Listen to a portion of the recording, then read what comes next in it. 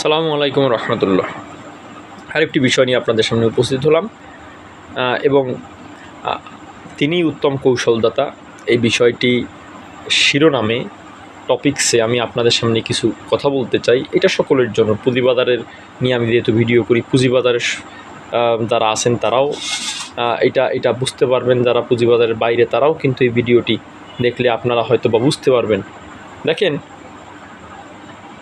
এখানে একটা কোরআনের আয়াতের রেফারেন্স দিয়ে আমি কথা বলতে যাচ্ছি, সমসাময়িক অনেক বিষয়। সেটা হলো আল্লাহ পাক কোরআনে পাকে বলেন, বিসমিল্লাহির রহমানির রহিম, ওমা কারু মাকরুল্লাহ আল্লাহু খায়রুল মাকিরিন।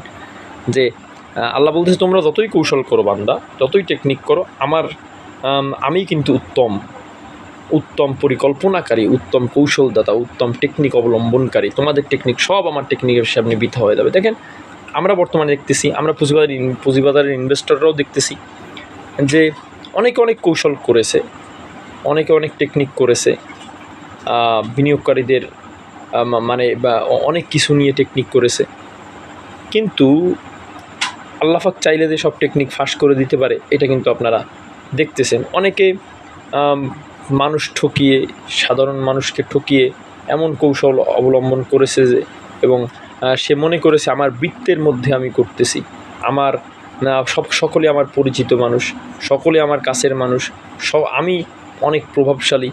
কিন্তু আল্লাহ পাক রব্বুল আলামিন এই প্রভাব থাকার মধ্যে দিয়ে, নিজের লোক চতুর্পাশে থাকার মধ্যে দিয়েও কিন্তু আল্লাহ পাক রব্বুল আলামিন দেখেন দেখাই দিছে যে, বান্দা তোমার এই পরিকল্পনা কিন্তু কিছুই না, আমার পরিকল্পনা, আমি শুধু একটু পরিকল্পনা করে দিব, দেখবা তোমার সব পরিকল্পনা একেবারে নিঃশেষ হয়ে যাবে।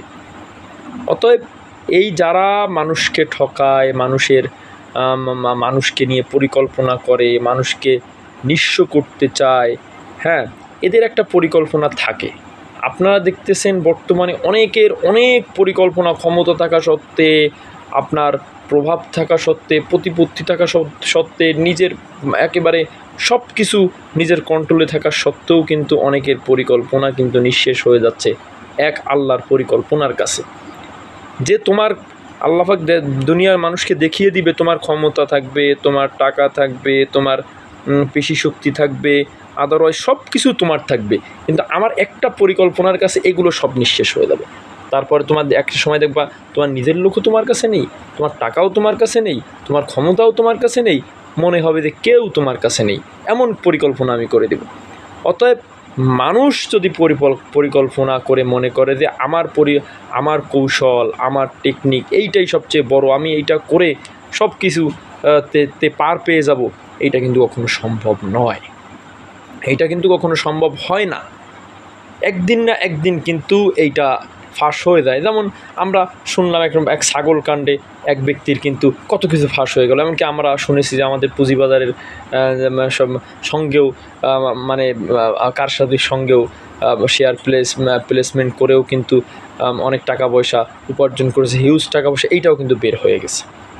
অতএব অনেক বিষয় আছে যেটা আমরা মানতে চাই না, মনে করি নিজেদের বড় মনে করে, একেবারে মনে করি আমি যেটা করতেছি দুনিয়ার কোনো মানুষ কিছু করতে পারবে না, দেখতে পারবে না, কোনো মানুষ আমার কাছে আসতে পারবে না, আমি এইটা করে আমি একেবারে অল ইন অল, এইটা ভাবলে হবে না। আজকে আপনারা আমার কথা শুনে রাখেন যে সকল কিছু আমার পাশে থাকা সত্ত্বেও যদি আল্লাহ পাক চান, তাহলে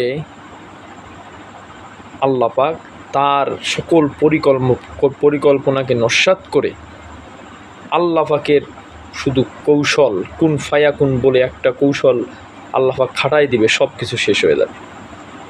এই জন্য তারাই যেখানেই স্টক মার্কেট হোক, বাইরে হোক, মজলুমের উপরে জুলুম চললে এই জুলুমটা অনেক সময় সহ্য হয়ে যায়, সহ্য করে নিতে পারে। একজন মানুষের কত ক্ষতি করতে পারে, কিন্তু আল্লাহর এই জালেমের উপরে যখন আল্লাহর পরিকল্পনা শুরু হয়ে যায়, তখন কিন্তু তার আর কোনো দিক থাকে না, একেবারে সমস্ত দিক থেকে মনে হয় দুনিয়াটা আমার কাছে সংকীর্ণ হয়ে গেছে। অতএব আমাদের এই মানুষকে ঠকানো, মানুষের অর্থ আত্মসাৎ, সব কিছু এর থেকে বিরত থেকে মানুষের উপর জুলুম এর থেকে বিরত থেকে নিজের অবস্থা নিজের নিয়তির কথা চিন্তা করা উচিত। সকলে ভালো থাকবেন, সুস্থ থাকবেন। আসসালামু আলাইকুম রহমতুল্লাহ।